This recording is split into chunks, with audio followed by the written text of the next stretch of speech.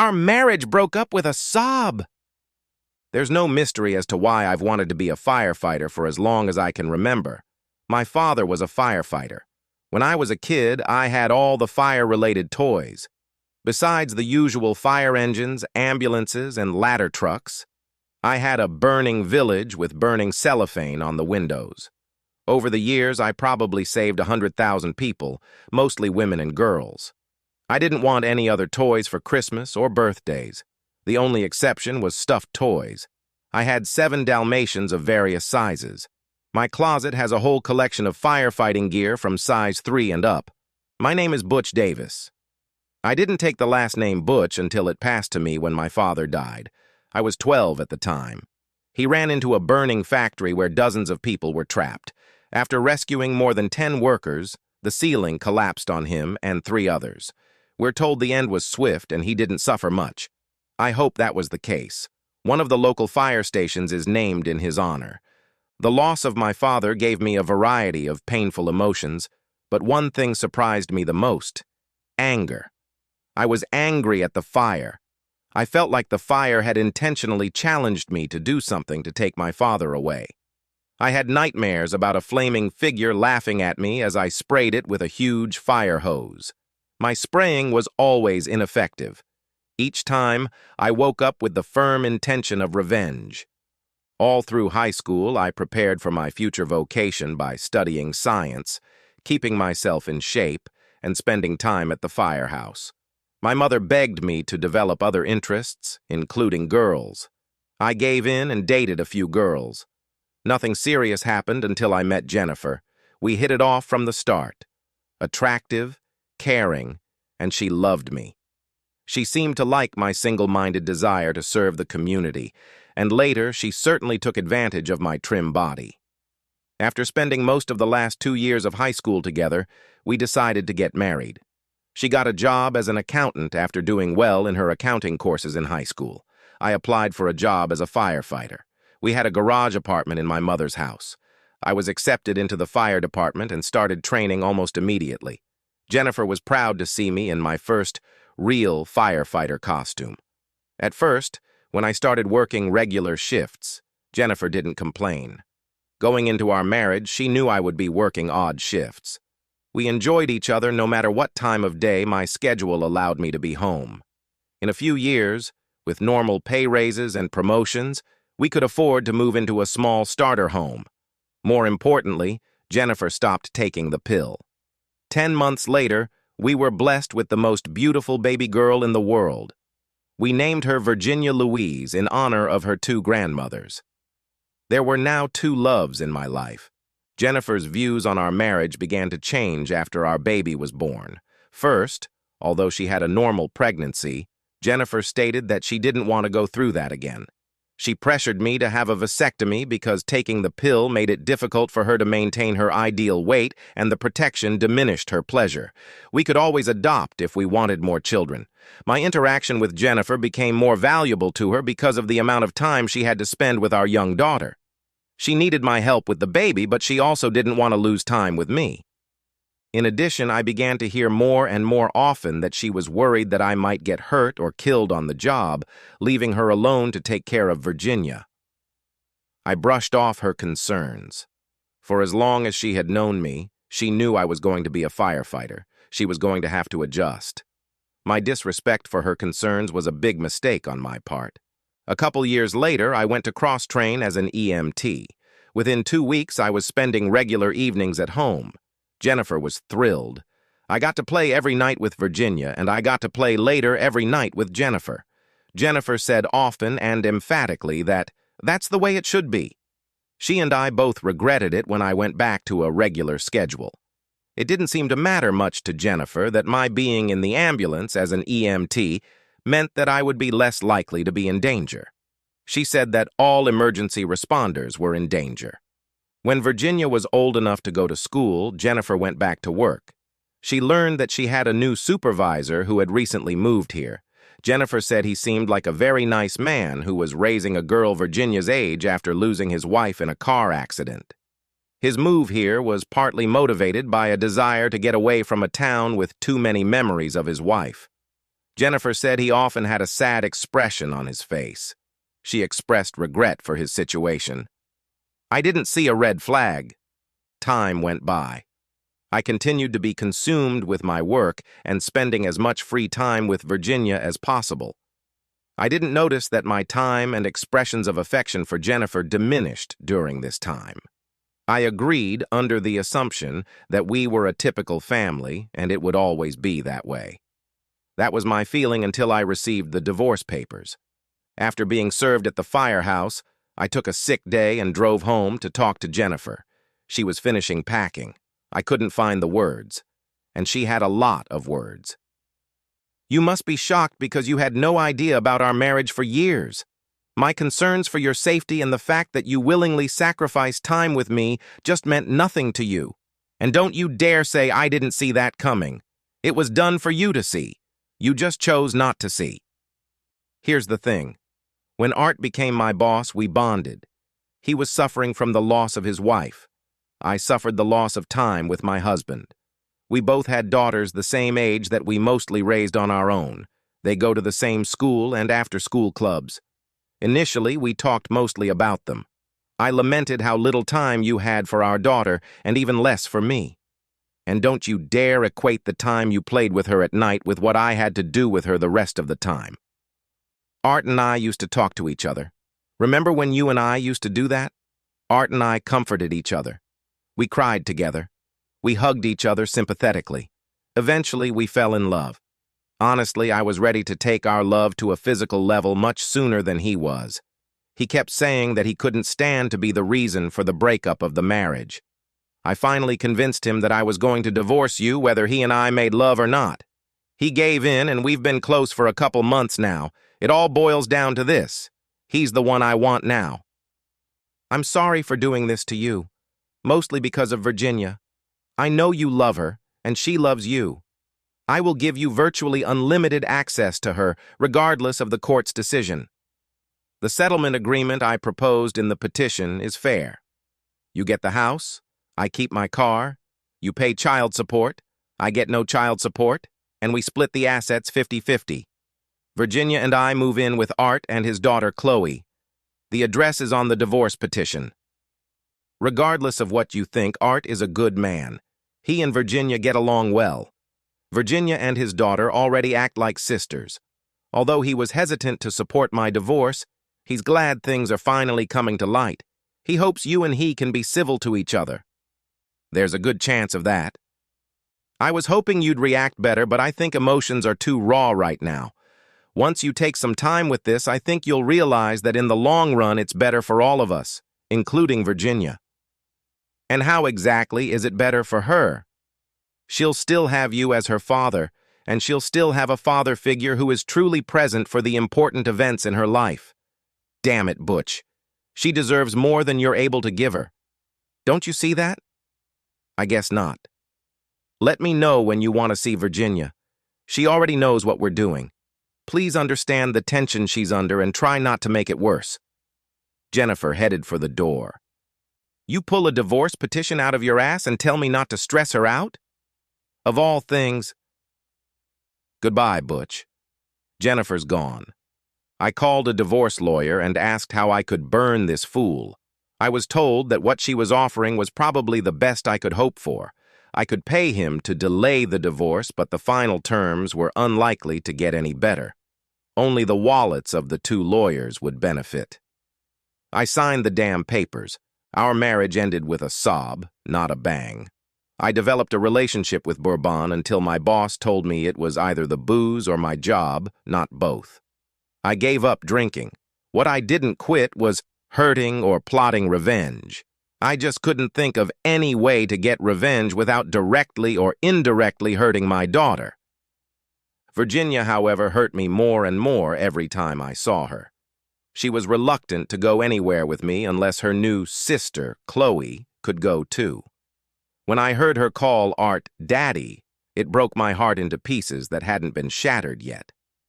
The first time she canceled a date with me because of an important family event did it for me.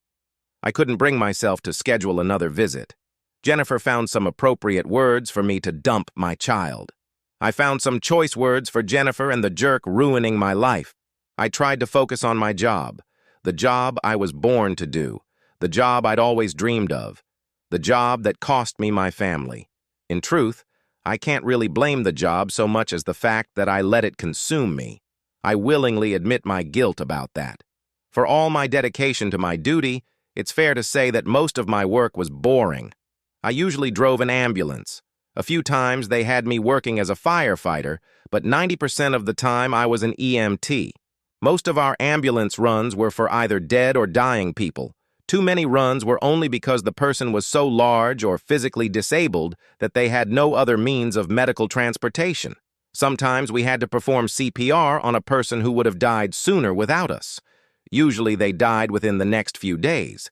Then there were the dehydrated people who were administered saline.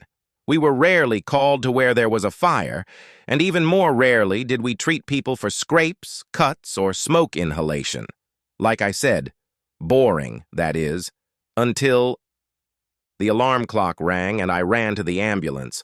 Pulling into the driveway, I got the address of Virginia's after-school circle. Shit! My daughter would be there at that time. I put the pedal to the floor. I rammed a couple of cars that just had to try to make it through the intersection before the ambulance arrived. Sue me, assholes! I made my way through the stream of cars and took the last corner on two wheels. The sight I saw shook me to the core. Flames were shooting out of several windows of the circle building. I parked the ambulance and ran up to a group of kids and a teacher I knew. "Where is Virginia?" "She and a few others are still inside. Please help them." Before she could even finish her sentence, I was already on the move. I ran through the open door, unsure of what I was about to run into. Flames erupted around the door jamb and I was burned. I'm not sure how I broke down the door to the classroom, but I did. There was a teacher lying on the floor. I told her to get the kids to crawl out the door. She and the kids headed for the exit when I heard, "Daddy, Daddy, help me!" It was Virginia. A bookshelf had fallen on top of her. I picked it up like it was made of paper. I grabbed my daughter and pulled her outside. I picked her up under my arm and ran, on my knees, to the door, trying not to inhale the smoke. When we got to the front door, the teacher and the other kids were still there.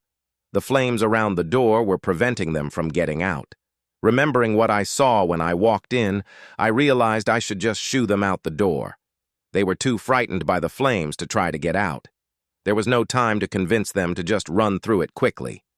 I threw the teacher out first, and then started throwing the kids out the door, hoping the teacher or someone else would be there to get them away from the building. Virginia and I were the last ones out, and my ass was literally on fire.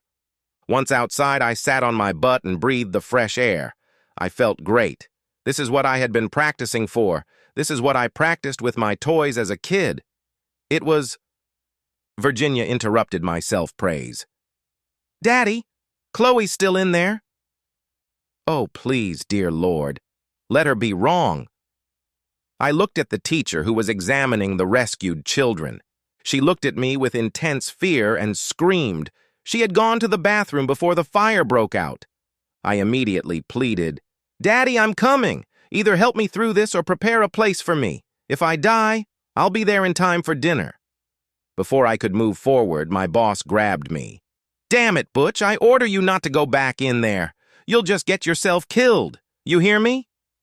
I lowered myself sharply, as if obeying him, resigning myself to the facts. Then I turned around and hit the chief with my fist. He went down. I put on his fire jacket, helmet, and oxygen supply. I ran toward the door, which was now completely engulfed in flames.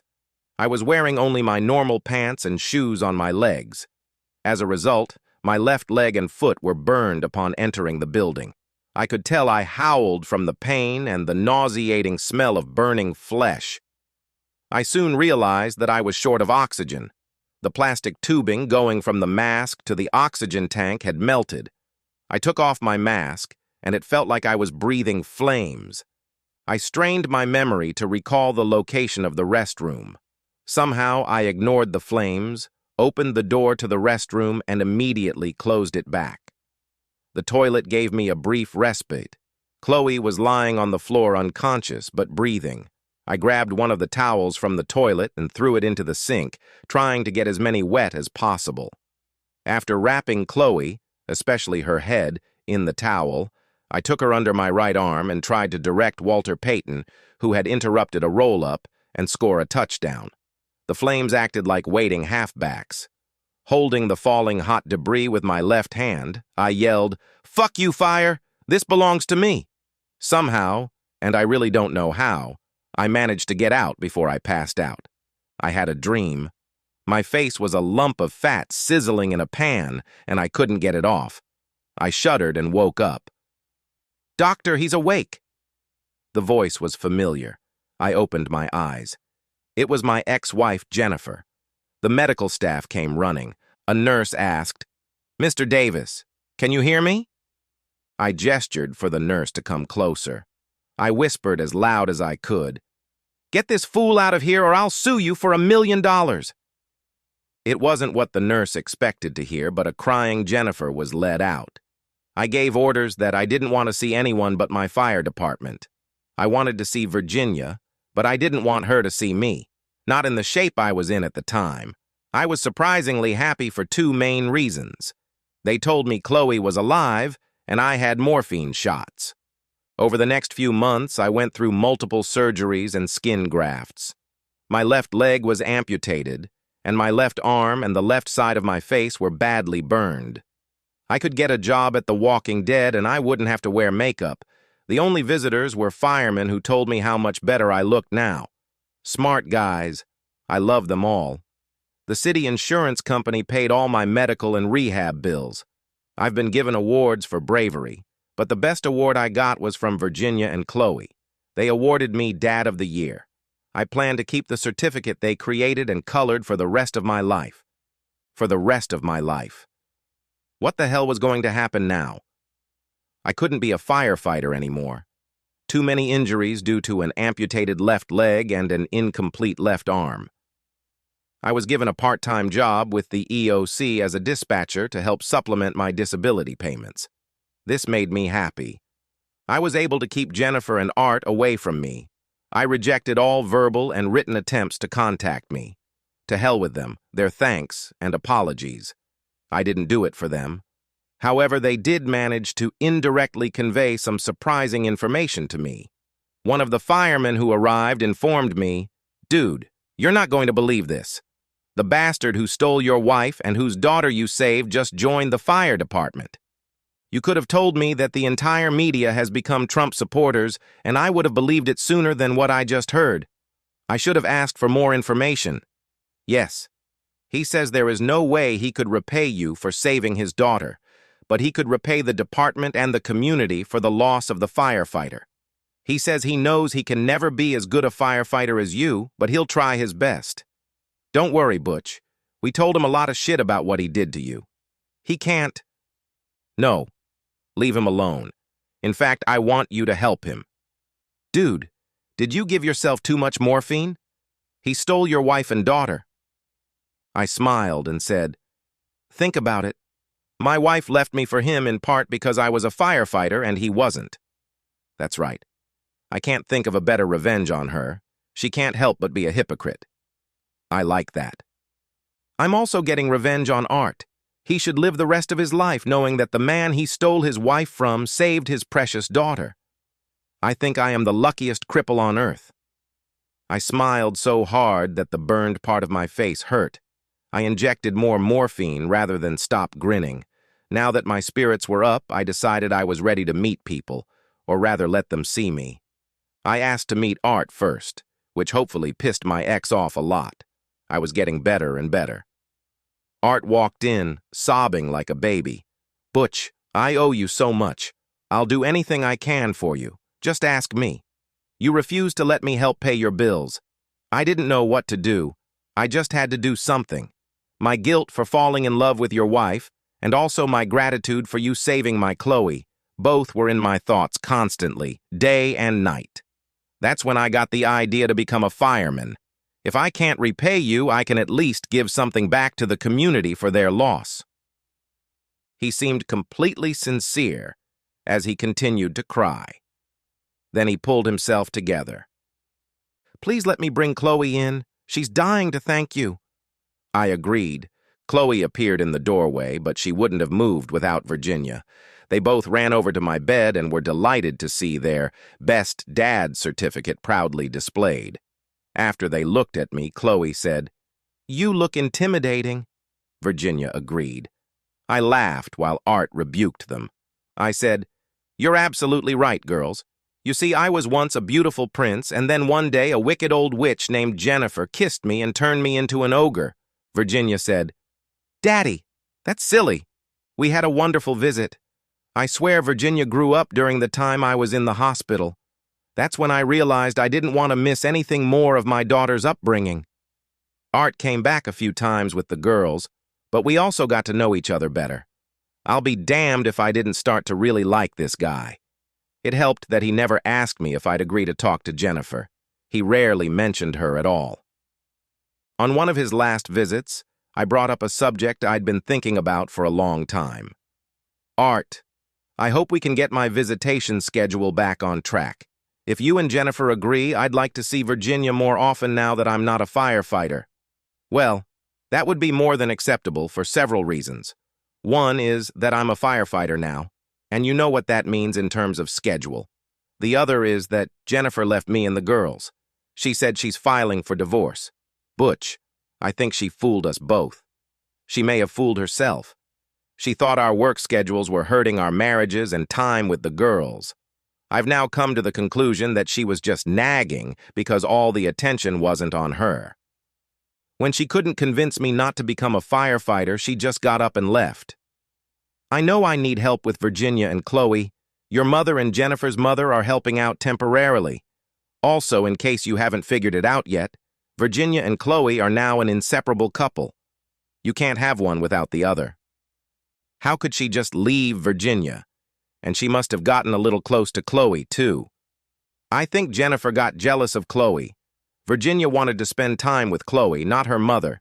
Jennifer seemed to be on her own, even when the four of us lived in the same house. Her last comment after telling me she didn't want custody was, "The girls seem to prefer their fathers anyway." Well, they can have you both. Damn, Art, you're right. She was even more spoiled than I thought. Art cried again. "Art, Virginia and I will do everything we can to help you and Chloe." As I write this story, Virginia and Chloe are about to graduate from high school and go to college. I moved in with Art and the girls after rehab. The guys in the fire department chipped in and bought me a specially equipped minivan. Art was the biggest contributor. He's a really good man and has become a great firefighter. With my help, of course. We gave up parenting and domestic duties. As you can imagine, given my limitations, it takes me longer to do my share of the work. Fortunately, we have found a couple of ladies who can handle the challenges our girls' only daughters have faced. They also fulfill the needs that Art and I had. I am in the process of moving back into my old house that I have been renting out. Art and I will probably have new roommates once the girls go to college. I imagine we'll be seeing each other a lot. Unfortunately, I try to fit everything I can into as little time as possible. The aftermath of the fire included burns to my esophagus and lungs from fire and smoke inhalation. I was given 6 months or so to live. I haven't told anyone. I don't want anyone to know until I can't hide it anymore. Jennifer's mom still sees Virginia and Chloe often. She keeps us informed about Jennifer. The last thing she said was that Jennifer had another child, but she divorced his father. It seems he cheated on her. I was trying to be sympathetic. Well, maybe not so much. From my perspective, my mug rescue had allowed me to get my revenge on Jennifer and Art for over a decade. I'll have to settle for that.